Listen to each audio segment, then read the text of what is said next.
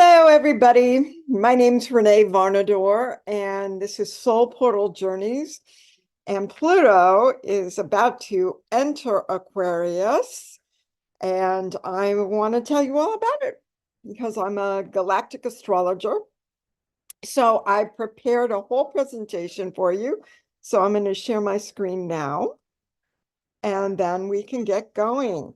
And you can find out why is this important to you. Okay, we're going to go there and we're going to go to, well, hasn't Pluto been in Aquarius before? We're going to go there and we're going to look at how to actually deal with these energies. These are new energies coming for us, not to mess with us. They're coming for us to help us complete that's which we came here on the earth plane to do. So Pluto enters Aquarius and conjuncts 3 stars in early degrees Aquarius. So the minute he's already, this is January 8th. Pluto does not go into Aquarius until the 20th of January. Okay, this is 2024. But he's already conjunct the stars Aldebar, Alberio, and Altar. So, so why are we doing it? Why do we care? So if we look at the chart, which I'm going to show you in a minute, we can see that the sun ushers Pluto into Aquarius. He's been pretty much, except for 2.5 months last year, been in Capricorn for the last 15 years. Pluto takes 147 years to go all the way around all 12 signs of the zodiac and come back to where he started. And we know that the United States of America is going through its Pluto return for the first time because USA is a young country. But for us, we're not going to have a Pluto return. Pluto's not going to return to any of our charts, but what Pluto is doing is that he may hit certain points in our chart. So if we have late degree of Capricorn, early degree of Aquarius, we're already feeling the magic of Pluto, as Pluto is this master of transformation. He seems to bring death to the things the ego clings to. Okay, so there's like deaths, all these deaths.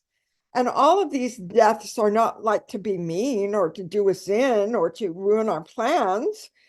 It's to take away the false masks so that we can fully step into what we're actually here to learn as who we truly are, which is on a soul level, not necessarily on a mundane level. So Pluto doesn't feel comfortable to my little plans, but it's amazing how I've been able to surrender under Pluto's guidance my little plans and open myself again and again and again and again to this larger picture of being a soul on this planet for a reason. So we're going to look at what some of those reasons might be. It might be better to know ourselves, to gain a higher perspective. That's Aquarius. We can look above and see the long view. I believe that I chose to be here at this time of transition. It's my feeling that times of transition bring us so much more learning. We figure out so much more stuff that it's just like, yeah, I'm volunteering. Let's go. I want to find out what the heck's going on. But there are evolutionary seeds for humanity that have been lying dormant for a very, very long time, thousands and thousands of years. We're talking thousands here. For most of us, some of these seeds have sprouted, okay, and it started to. We don't know what they are yet, but we know something new is happening. We know something's about to stir. It's like we're at this beginning of spring point. We know we're in a major transition. We want to do it right. We want to do it perfect, but there really is no such thing as perfect. But we've got to move into and give hope and support for everybody who's making a change to become more of their authentic selves. So those of us who are like walking a little bit ahead because we're like, whoa, I can feel this waking up. We're a little ahead because we're centered. We've been doing practices that help us return to ourselves, to know that all of our answers within our own selves and not in the external world and the external things that Pluto has been destroying. All these old Earth structures that Pluto has been testing, and things are crumbling, and things that have always been in the shadows are coming to light. It's like you walk into the kitchen, you turn the light on, and all of the cockroaches run back under the refrigerator. That's kind of what we're seeing happening, not just in the United States, but all over the world right now.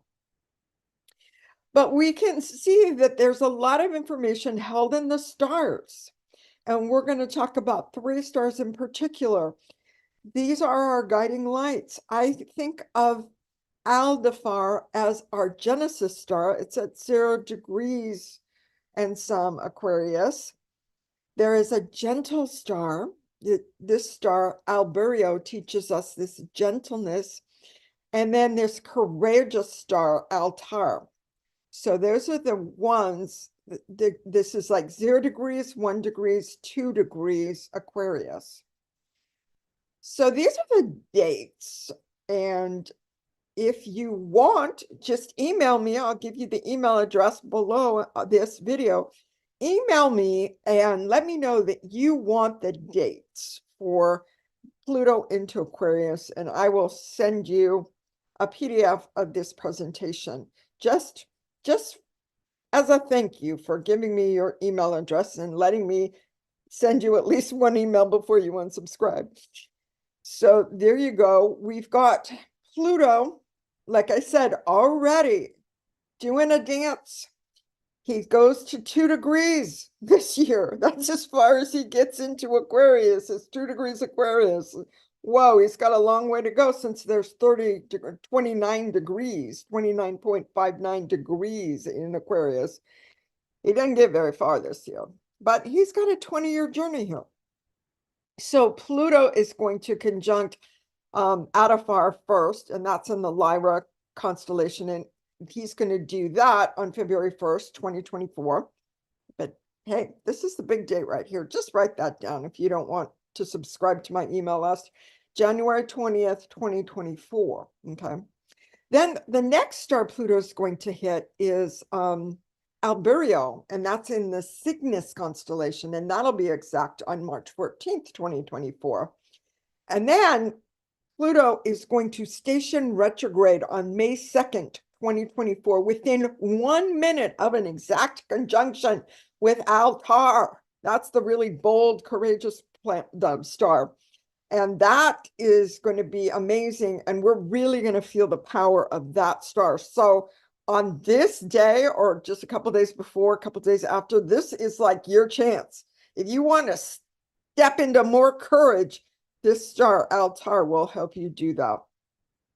So Pluto is going to return to Capricorn on September 1st, 2024. So he's not going to be in Aquarius the whole year. And then he's going to be back in Aquarius on November 19th, 2024. So there's just like not even 2 months here that he's going to be in Capricorn. And that's our chance to finish up our Capricorn work when there's this sense of denseness that we feel, this heaviness of this mastery of Earth sign Capricorn. There's all of this difficulty, and he's going to help. Pluto's helping us lighten that up, finish that work of lightening up this sense of responsibility that we have. It's good to have responsibility. We are each responsible for our own lives. I used to blame other people. We can't do that anymore. So we know that everything that I'm looking at out there that I don't like, you can find it in here. This is where change happens within me, within each of us. So we've got Pluto coming back into Aquarius on the 19th, and then he will be in Aquarius until 2043. So he's going to conjunct Aldebaran again, twice. Why twice? Because he's going across, he's going out of Aquarius, going into Capricorn, and then coming back into Aquarius, and he's going to hit those points. He's going to hit those points twice. He's also going to hit twice Alberio, which is, he's going to enter that in January 16th, 2025 for the second time. And then Pluto is going to have his, finally, the exact conjunction with Altar on February 3rd, 2025. So that's Pluto. But what does it look like on the chart? So this is the astrology wheel. These are the astrology signs. You might recognize your own sign. This right here is the sun. This little glyph here is Pluto. We know that we've got this big, powerful red lines and some blue lines in here. These are our challenge lines. These are our learning. These are all things that we learn how to work with the energies, and they can feel really challenging. But these blue lines are our flow lines. And what I've noticed about this chart is that Pluto, not only does the sun go first, this is really helpful because if we want to figure out what is it going to be like for the next 20 years with Pluto in Aquarius, wow, what's going to be transformed? The fact that the sun goes first, and the sun is illumination, and the sun tells us all the time how to shine our light. So we look at our own sun in our chart, and we know how to shine our light, right? If you're an astrologer, if you've seen an astrologer, you've heard how to shine your light in this world. We look at Pluto, which is a little bit different. It's like Pluto is transforming. So we say, okay, the sun is shining a light on what Pluto is transforming in our lives. Okay. And some of the things that are happening while this is happening is that Saturn is conjunct Gangan, which is a trans-Neptunian dwarf planet who's way out beyond Pluto, right? And Saturn and Gangan are both conjunct this wonderful star, Fomalhaut, which is Archangel Gabriel's star.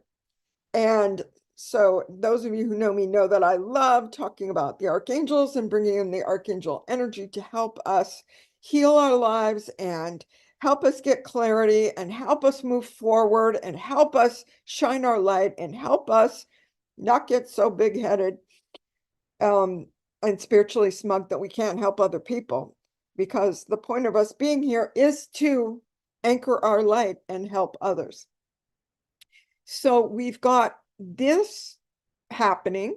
And so this is divine feminine energy here with Archangel Gabriel. And we've got Venus right on same degree as the galactic center, which is the center of the Milky Way galaxy. So we can go vast distances, light years out to the middle of the galaxy. And we think, oh my gosh, how can we possibly get there? It would take billions, millions of years to do that, right?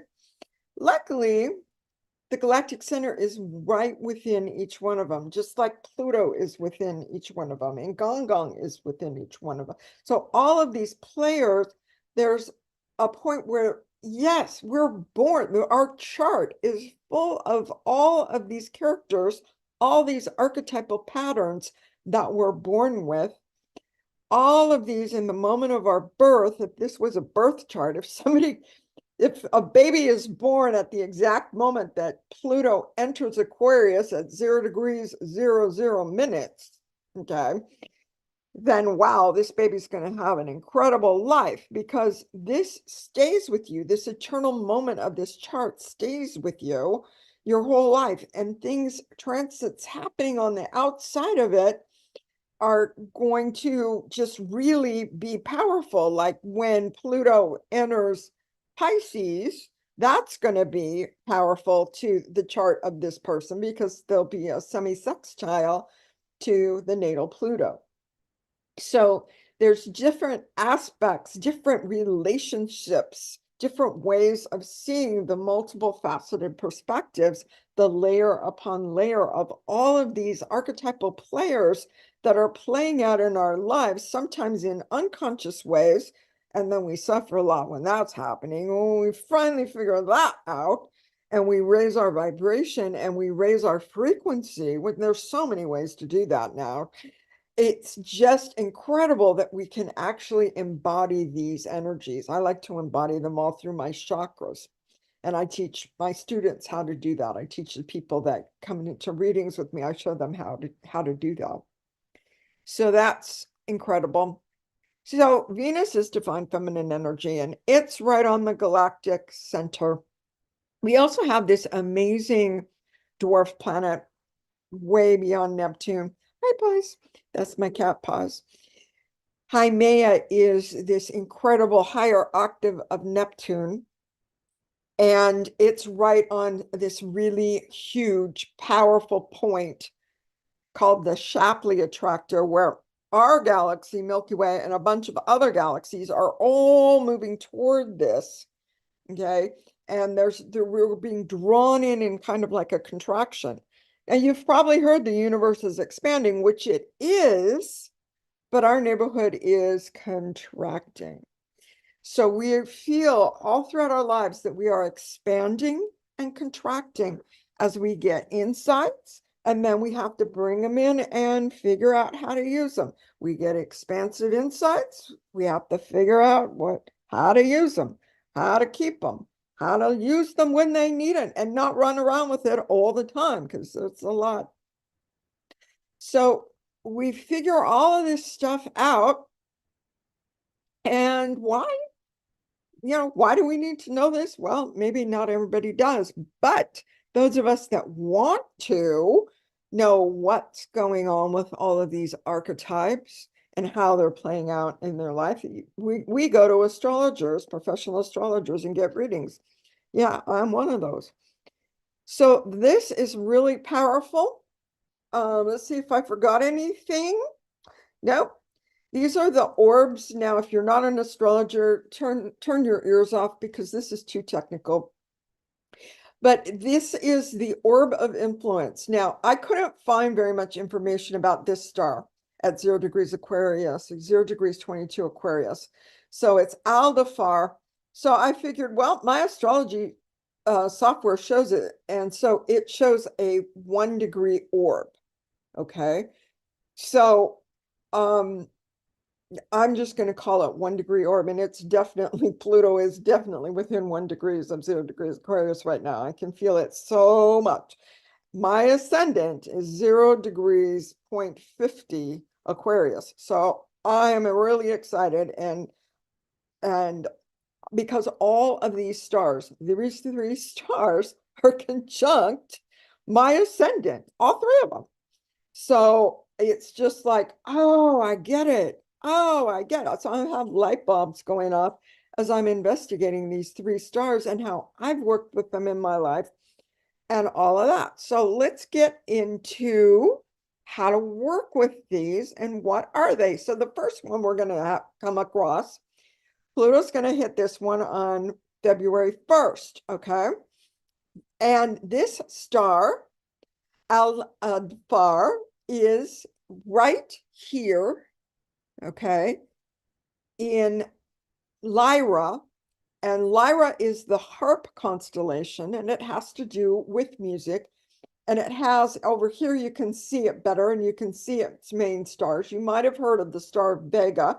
It's one of the 5 brightest stars in the sky. And so you can see how the pattern of a harp, like this little part right here, the little harp handle, and then the harp here, this mystic rectangle creating the harp of Lyra and the Lyra congregation. And we can see some of the other Lyra constellation stars. Solifat is part of the new moon. It's 22 degrees Capricorn, and the new moon's going to be on 20 degrees some minutes, and I'm going to be doing a new moon ceremony on Thursday. If you want to do that, email me, get on my list, get that replay if you can't be there live. And then we've got this other famous star called Chiliac. We've got a globular star cluster. We've got Al-Athfar, and we've got Al-Dafar, okay, over here on this part of the harp, okay? And we also have this amazing thing called the Lyra Ring Nebula. So I was just trying to, since I can't find any information about this star, I was just tapping into what was my genesis of realizing that life is not, when was I like woke up to the fact that, I'm not just this body walking around, and not everything I was told is true. So what's really going on here, on a soul level? And my first aha had to do with Genesis, the creation story. And so I feel like this star was instrumental in helping me understand what the tree of life truly is and what the Genesis creation story is really about on a much deeper level. People look at the superficial levels and the patriarchal takeover of that story and all kinds of things. And it's interesting to go back to the roots of that story. That's one of the things I do. But so you might, click into the moment when you had a big aha in your life, when you realized, you know what, things are not as I thought. My life is not going to be happier if I buy a whole bunch of stuff and put it in my house. Maybe I should actually declutter my house. That would be nice. Okay. So we get to realizing things and waking up a little bit and not just believing what we're told, because our stuff will overpower our house pretty soon. So then we get to Albeiro, which is at 1 degree 33 Aquarius, and the sun will be exact, that star, on January 22nd. That's the sun. Pluto won't be there exact until March 14th, but you can already feel its orb of influence in spite of the fact that it's not on the same degree. We can feel its orb of influence already. Pluto moves slow. So anything Pluto touches, we experience for a long time. We've got plenty of chances to get tuned into what these stars are all about and what's going on with them. So Albeiro is in the Cygnus. This is a picture of the Cygnus constellation, and it looks like a swan. Sure, kind of, sort of. But it really, I like to move my arms kind of in this position because we've got the here, right here. I just sang a song at my church and I was giving a talk on divine timing, and the song was Soaring. And what's very interesting that this star, Albeiro, is on the throat of the swan. So I was able to open my throat and sing that song about soaring while this Pluto is conjunct this Albeiro. And so a lot of things are happening with me and using my voice right now as I am feeling the connection between this. So if you feel like, oh my gosh, I am not speaking my truth, I am not using my voice, I'm afraid to sing except in the shower, my advice to you is this is a perfect time to start singing in the shower until you feel enough confidence to use your voice and speak your truth outside the shower, outside your own house. So that's just my 2 bits advice for right now. The stream of light that we call the star Albeiro is actually 2 twin stars, a yellow star and a blue star. And these 2 work together. They're bound, they're working together. And so there's this sense that even though this position was labeled as 1 star, as our telescopes get better, we see there's actually 2. And so a lot of times we work with the energy of 1, and here we're coming into the energy of 2. So what's the 2? There is this energy with this star of the Great Mother. Now, an astrologer named Divine Harmony calls this Great Mother Mut.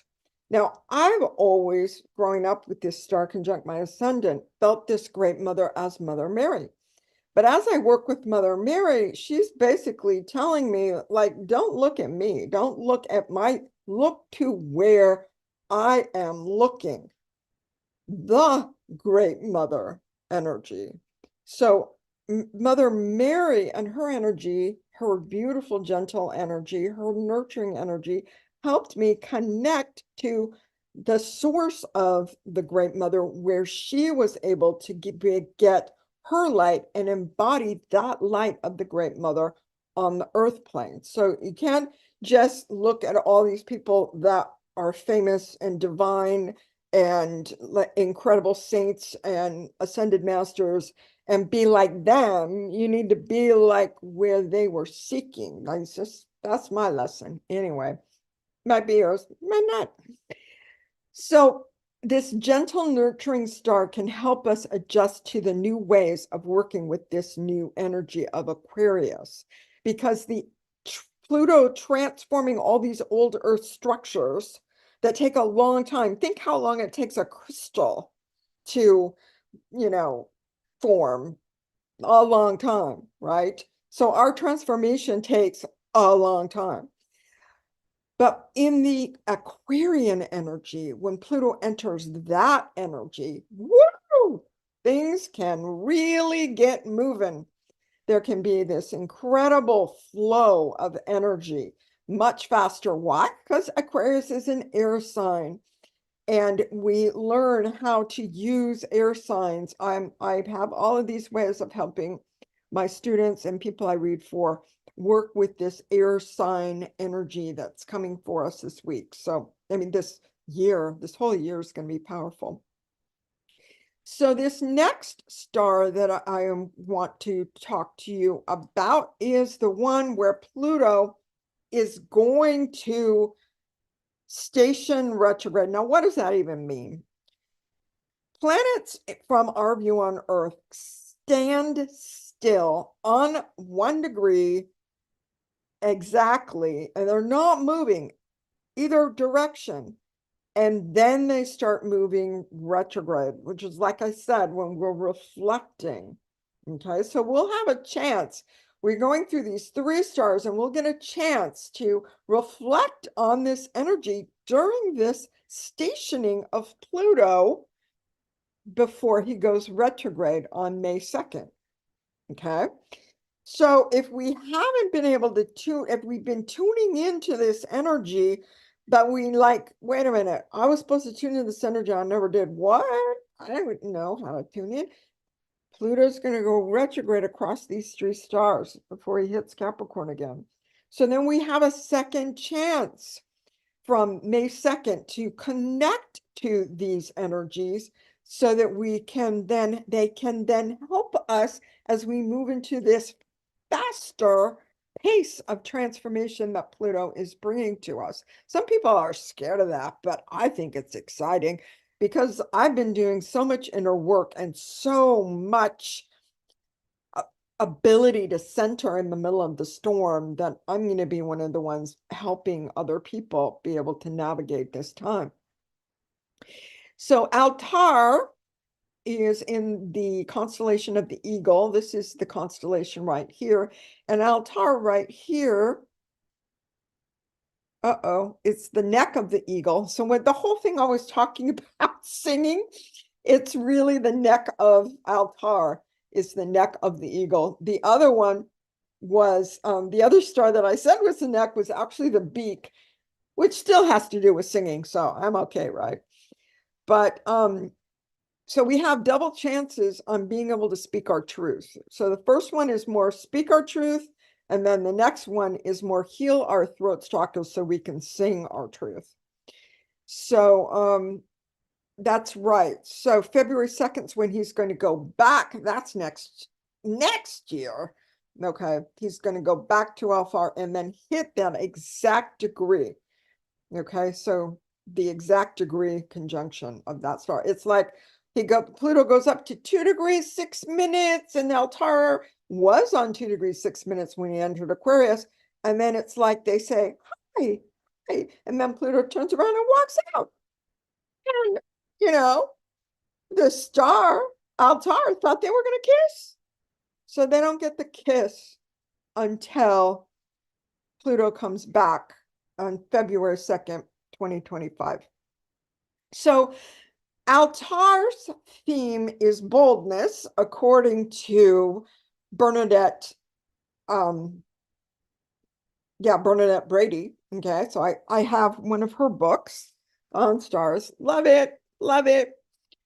And I was so happy to see this because I didn't know this until I looked at it this morning, and I always thought of Pluto as courageous. And I was saying that Pluto was courageous because for me, this star Altar is courageous. Pluto is too, but this star Altar is what is helping me be courageous and walking out and speaking my truth in the world, which, if more people did that, I think we'd have a better world if we really understood the truth and not this made up weirdness, and misinformation.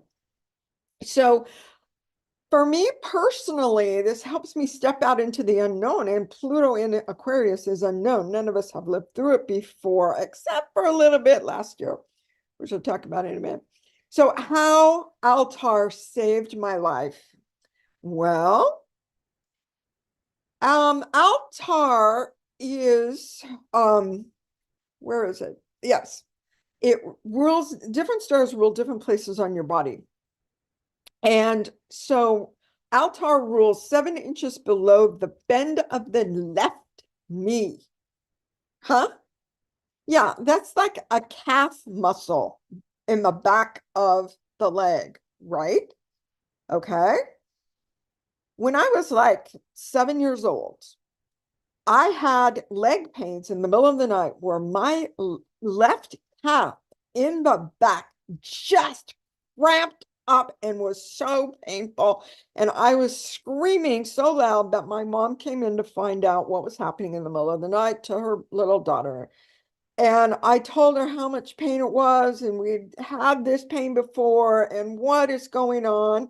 And then my mom said, let's tell the doctor the next time you go in. So I'm like, okay, let's do that. So I remember that, but I never talked when I was younger. I never said anything to anybody. That just wasn't what I did. My mom did all the talking and I tagged along. That's how it went. But I was about ready to go to brownie camp, and we were going to be out in the middle of nowhere, no hospitals, no medical center, no nothing. We are going to be like out there camping, like camping. And I was about to leave for a week, going to go do that. And we were at the doctor's, so they were very wisely making everybody sign off. And we were done. The doctor said everything was fine, hopped off the little thing, and we're standing at the door, and my mom's chatting up the doctor. And then I'm like, get this guide who reminded me to say that we were going to tell the doctor about my leg pain. So I told my mom, remember we were going to tell the doctor about my leg pain? So my mom goes, oh. And then she tells him what's been going on. And the doctor went, oh, because he just got back from a medical conference where they said that if people have that kind of leg pain, that oftentimes it's a sign in young ones like me. It's not just growing pains. Growing pains isn't anything. It could be a sign of rheumatic fever. So there was a blood test for that. I hopped back up on the table, got the blood test. The results came back 2 days before I was supposed to go to brownie camp. And sure enough, I had rheumatic fever. I would have probably died going and doing all of that strenuous activity, climbing up whatever mountains and swimming and all that other active stuff, because bed rest and convalescence is the antidote for this issue, for this problem that I had.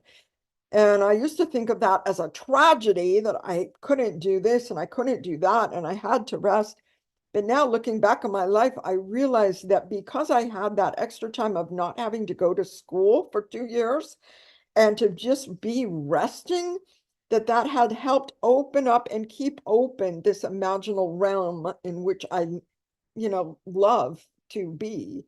It's the realm of poetry, it's the realm of art, it's the realm of spirituality. It's this much more in tune spiritual realm that I would never have. I would have been, it would have been educated out of me like it is for so many of us on the planet at this time. So that is actually a blessing, and that's how Altar saved my life. So that's these 3 stars in Pluto. I have more information to give you, but I think I have talked long enough for today. And so I'll be back with another video, and I will put my email address in the show notes along with my website in case you decide that you need some support during this time. If you have got anything that's even close to this Pluto 0 degrees, 1, 2, 3 degrees Aquarius, or Capricorn 22, 28, 29 degrees, anything here, if any of your planets, you need support right now. This is a big year for you. And I'm volunteering. You can pick me, you can pick somebody else, but just pick someone. Because this is going to be big. So let me stop sharing that and just invite you into my world. How do you get in my world? My website. It's going to be listed there. My Facebook group, Soul Portal Journey Sisterhood, and my email address. So you can get on my email listings, and then you get my new moon ceremony and all my other replays. So those are the ways to get in touch with me.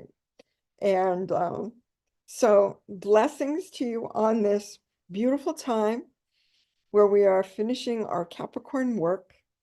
And I'll see you next time.